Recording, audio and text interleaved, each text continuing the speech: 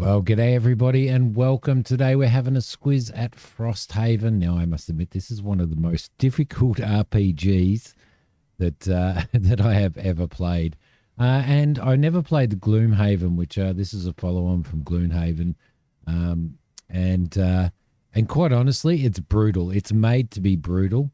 From the creative mind of Isaac Childres, the highly acclaimed board game moves to the digital realm in the video game adaptation of Frosthaven. The dark fantasy tactical RPG features deep mechanics and challenging yet satisfying gameplay, both in single player and co op online. So you can actually play it co op with, I think, up to 4 players as well, which is really cool. It's got really high, like all reviews, mostly positive reviews, which are absolutely fantastic.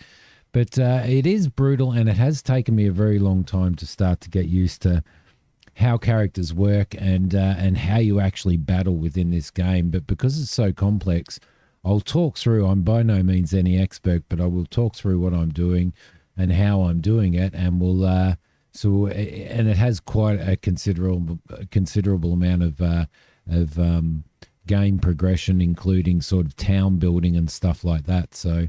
Let's jump into campaign. Let's do a new campaign in Frosthaven. We will continue that. Okay, so when you start a new campaign, you're tasked at creating at least 2 characters to take into battle. The less amount of characters that you have, the less the less enemies that you have on the board and stuff like that. So we're going to create a couple of heroes now. There's quite a few heroes here to choose from, and each hero, as you can see, has a complexity level. So the Banner Spear, a complexity level of 2, the Bone Shaper, a complexity level of 4. We've got the Drifter that has a complexity level of 1, and it gives you all your stats up here and basically what they're sort of good at. So this guy's a good support, ranged, melee, and defensive. So he's almost a tank. We also have a Death Walker with a complexity ratio of 3. And you can see that she's quite good at melee and at ranged as well. We also have the Blink Blade, who is, I believe, one of the hardest characters, or at least in the beginning, to play. And you can see the complexity of the moves and stuff that the Blink Blade does. We might throw the Blink Blade in just to mix things up a little bit. And then we've got the Geminate, which again, melee, ranged, defense, control, and mobility as well. So, and quite complex. And they have, that the creature has affinities and stuff. So the first thing that we're going to create is a Banner Spear. I'm just going to name them what they are, just so that for talking through and stuff like that. But when you create each character, you assign them 1 of 2, and these are random, 1 of 2 personal quests. And those personal quests, as they go throughout the campaign and stuff like that, once they've completed their personal quest, they actually retire as a hero, and you can't use them anymore. So this one's got personally loot 8 lumber cards through loot to unlock sacred soil, and then follow it to a conclusion. During 8 different outpost phases, encounter a person's name. So we can select either one of those. And to continue on, each character has 30 gold to begin with, and you can select from some different items that are down here, basically. And each of these items gives you different types of buffs and stuff like that as you sort of go through the game, and they each cost different. So I might throw in let's have a look at that. During your turn, perform 1 heal on self. A heal X ability allows the character to restore hit points to a target within the ability's range. That would actually be quite good to do, but I think I'm going to go leather armor and heater shield. And we'll see how they come into play a little bit later on. We are going to do the Drifter, which is also a tank character. And we will continue with the drifter. His personal quest will be have 100 gold in your possession. That sounds really good. And I'm going to give him the shield and the armor as well, because again he's a bit of a tank guy. And just for what's and giggles, I'm going to throw one of these characters. I'm going to throw this character in. I will have to work this character out as we go. Geminate, and it is one of the more complex characters to play, so that should be pretty interesting. Experience the construction of 12 different buildings or building upgrades. Gain 150 experience from ability cards. Build, not destroy. Let's continue on with that. And I'm going to... When one of your summons suffers... No, he's not a summoner. During your turn, add jump to all of your move abilities. That's actually pretty cool. During your melee attack, add poison to one attack. During your ranged attack ability, add... Oh, okay, so weighted net sounds pretty cool. Boots of speed.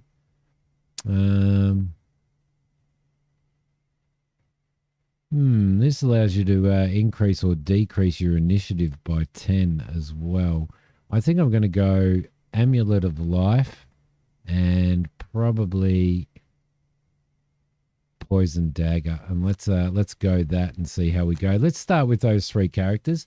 At the beginning of each level that you do play, you get to choose a battle goal for each hero. If you successfully allow them to reach their battle goal, they gain perk marks, which helps eventually, which helps level them up and level their abilities up. So what does she have? A different negative condition to an enemy that already has one or more. Perform 2 actions with lost icons in the same turn, or add 2 cards to your lost pile before your first rest.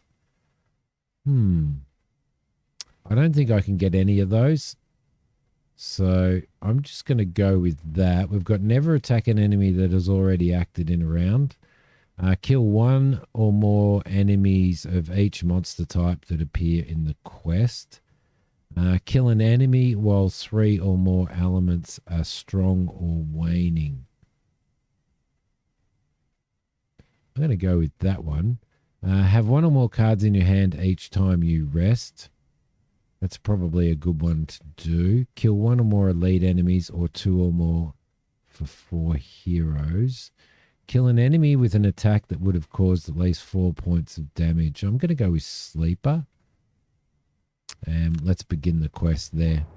All right. I'm going to skip past this because this is actually quite a complex game. This just goes through the story basically in the beginning. So, all right. You basically come across to a town called Frosthaven and you discover that the town is being attacked.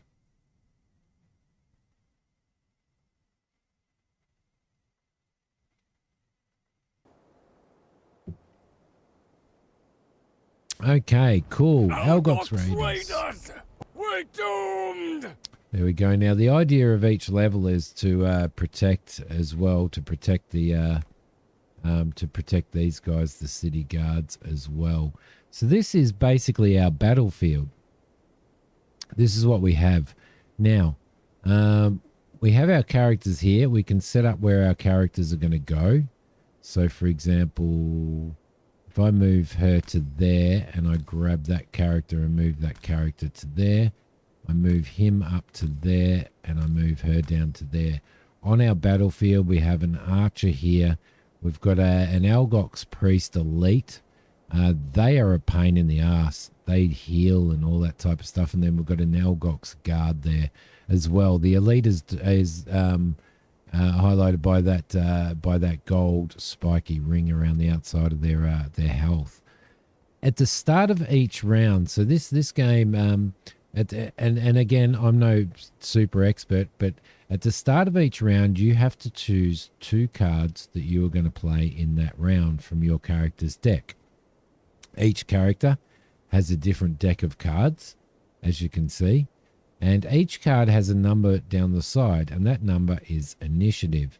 Now, when they play those 2 cards in the round, they have to play. Cards are split into 2, a top and a bottom. In each round, you have to play a top from one card and a bottom from one card. And once that card's done, it goes onto the discard pile, rather than the active pile. And to get that card back, you need to rest. So we'll see that as we go through. I'm going to begin with Javelin, and I'm going to go tip of the spear as well. So we'll use Javelin, which is the 3 ranged attacks, 3 damage ranged attack from 3 spaces. And in regards to you, I'm going to probably, I reckon, move you 4, which should move you 1, 2, 3, yep, into there to attack the priest. And I think we'll attack the priest for 3. So that gives us our attack and our move initially. And as for you, you're new. So what have you got here? So if you're inside while flailing tendrils, which seems pretty cool.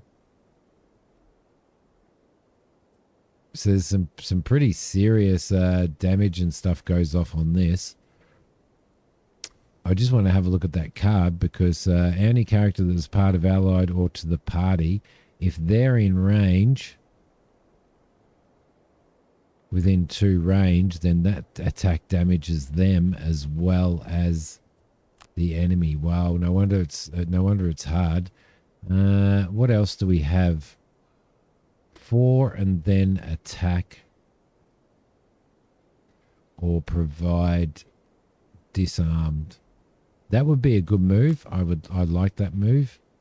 And that's on the bottom half, and then 2 and 2 for challenging boom.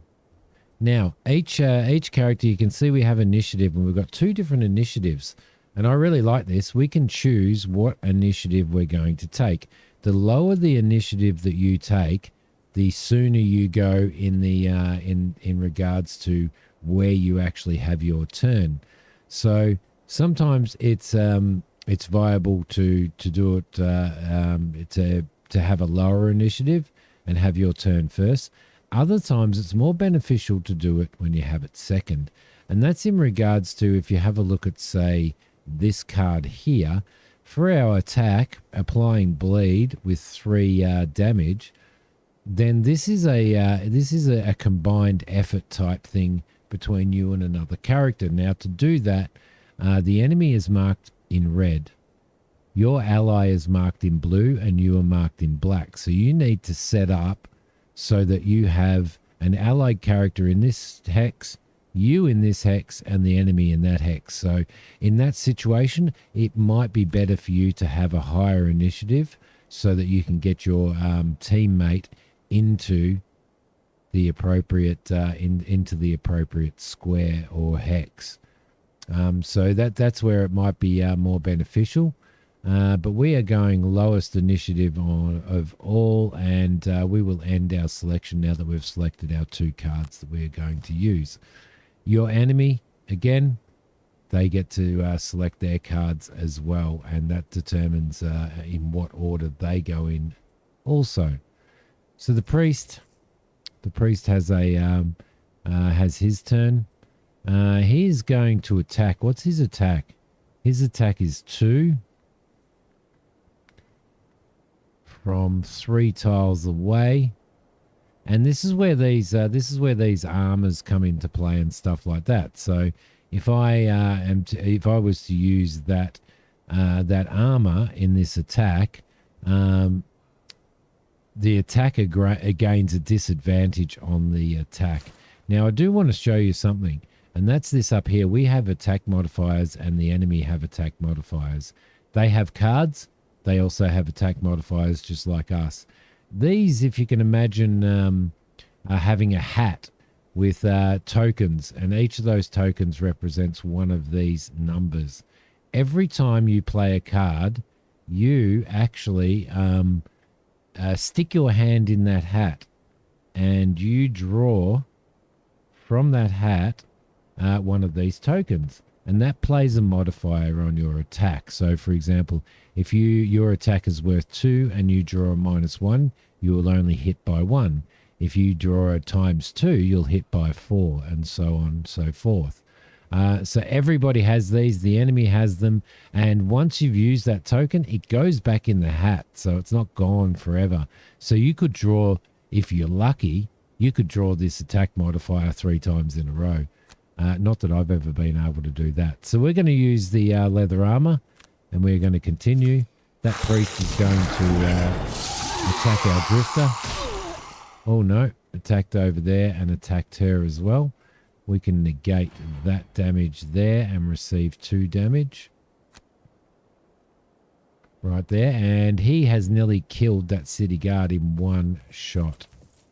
Archer's coming in. The archer is going to get his attack, which is 2 + 1 = 3. I'm going to take that damage for now, which is perfectly fine. And what I am going to do with her is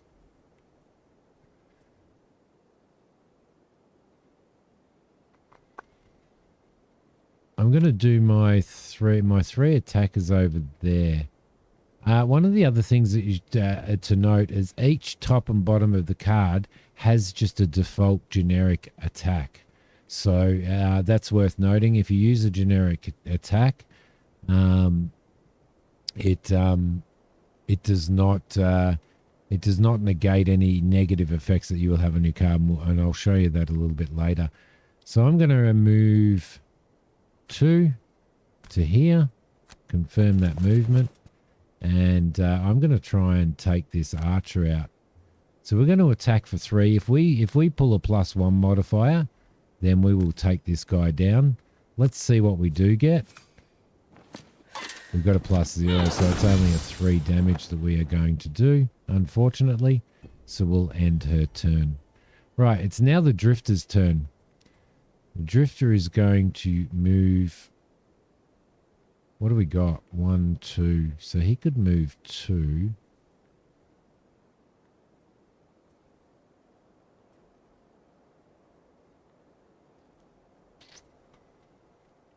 I'll move him 2. Confirm that movement. He can move over to there. And then I will hit this guy with bloodletting. And hope that we actually draw a... confirm that target. And hope that we actually draw. Yeah, we got a +2, so that did 5 damage. That was a 3 damage attack. We got a +2 modifier, which is, other than the ×2, is almost the best that you can get. We'll end your turn. It is now your turn, and we are going to bring you at each.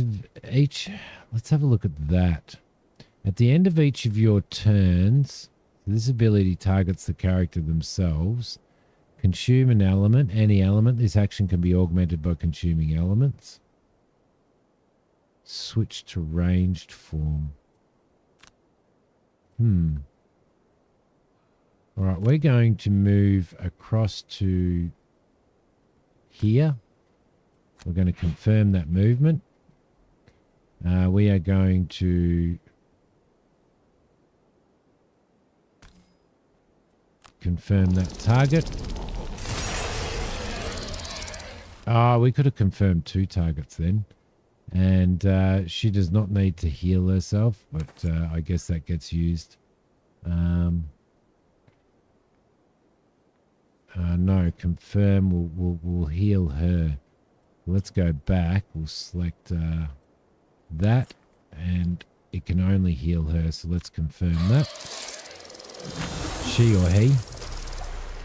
Now we will play our second attack, which is right here. And this one gives us 2 separate attacks. I should really be taking the priest out first. So let's confirm that attack. We only got 1 damage there. But we should be able to attack for a second time as well. And that's a 2, and that elite is down. Now again, I'm playing it I'm playing it a little bit easier than like I'm just playing it. I'm not playing it on any elite modes or anything like that, and I'm only playing with 3 characters. So -1 on that. Let's receive that damage, which is fine. We do have a lot of healing movements and stuff like that we have here, which is actually really cool. But what I want her to do is she's going to have to attack him. We've got this over here. So do we have something that is... Yes, we do. So I'm going to do a pincer movement as an attack. And then I'm going to do a rallying cry. Do we have a heal anywhere? I'm going to do a rallying cry as well. I want to take hopefully better initiative than that, but I can't. With you, I want you to do a...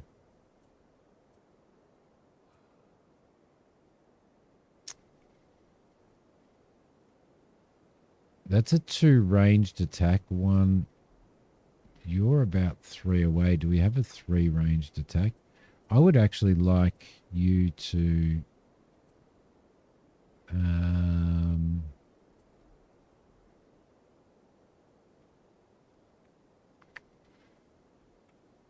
what sort of initiative does she have? 69. So what I'm going to do is I'm going to go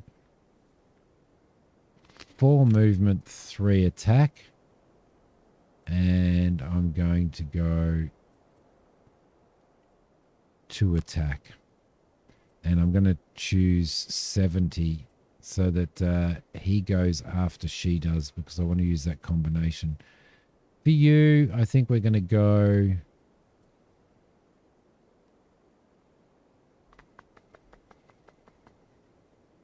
We probably could get that done, couldn't we? I reckon we could get that done. I want to try this out. And then I want to move you. Right, so.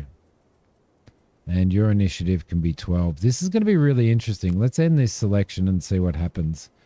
Okay, so we're going to go first, and then our other 2 characters are going to go last, basically. So let's do that. Now, what I want to do here is I should be able to play this card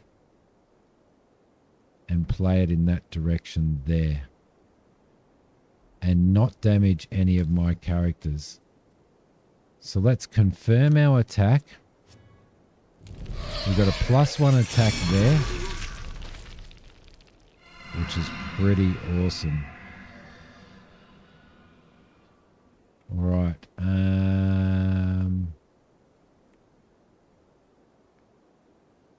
Now we need to probably, I think, move out of the way. Well, we can't, so we're going to have to just... we're just going to have to skip that. We can't actually move out of the way because we're kind of stuck in there. It takes 2 to move into one of these areas. So we'll end your turn.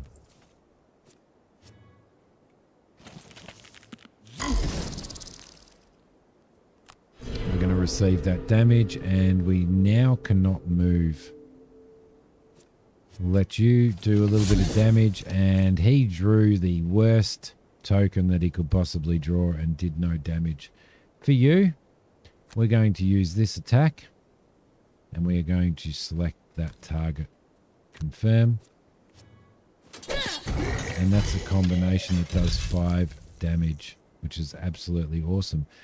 These bags and the loot that they do drop, it's very, very, very, very important to make sure that you actually pick these up. To pick these up, you've got to move into the square, and you've got to be on that square at the end of your turn. But these supplies that you pick up on these, the loot that you pick up on these, plays a big part in the game progression. So you've got to sort of keep that in mind. All right, we will move you across to here. Confirm that movement, and then we should have an attack as well. I actually messed that up, so I'm just going to go back on that. If I can find that. It doesn't really matter, actually. So now we need to attack. We've done our movement. And now we need to skip the rest of the movement. And we need to attack this guy here and confirm that attack. And off we go. There you go. And he is down. So again, I am playing this on. Let's just skip that. I'm playing this a little bit easier than what other people would play it on, because there are brutal modes in it. But it's quite complex in regards to, you've really got to figure out how you utilize each card and what you basically do. And once you've got all these discarded cards, you can't use them until you do a short rest or a long rest. Now, a long rest will allow you to, say, for example, I go a long rest for her. It'll allow you to recover 2 health and take all your cards out of the discarded, but at the cost of losing an entire turn. A short rest, and I'll show you that as well. Let's say I do a short rest there. Not that I really need to.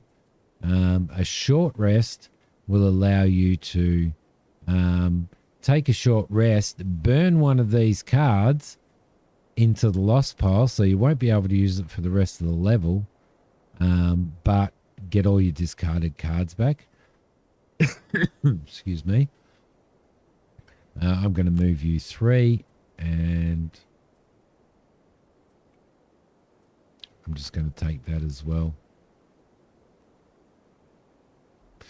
All right, let's end that selection there. So here we go. So with the drifter, it selects automatically, because we're doing a short rest.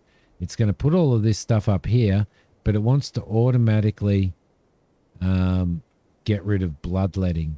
And that bloodletting will go into the lost pile, which means we won't be able to use it for the rest of the thing. If you don't like that, you can take 1 self-damage and redraw. But when you do that, and that's deadly shot, right, which is a bad card to lose as well. When you do that redraw, you don't have any choice but to lose that. So he's taken 1 damage and he has lost that. And then he's got the rest of his cards all ready to go, and you can see that he's lost his deadly shot. So that's how that works. So we need to receive that damage, and then he's got all of his cards back. So that's kind of it's sort of, you've got to semi-destroy yourself to gain what you need to gain to get through the level. And it gets very, very, very hard as well. We don't have time to go into the next room where there's about 5 or 6 enemies, including an elite, because this video's hit 30 minutes. But really, really impressive. I've put about 10 hours into this now, just trying to learn the systems and stuff. And learning new characters is going to be really, really fun. So, for example,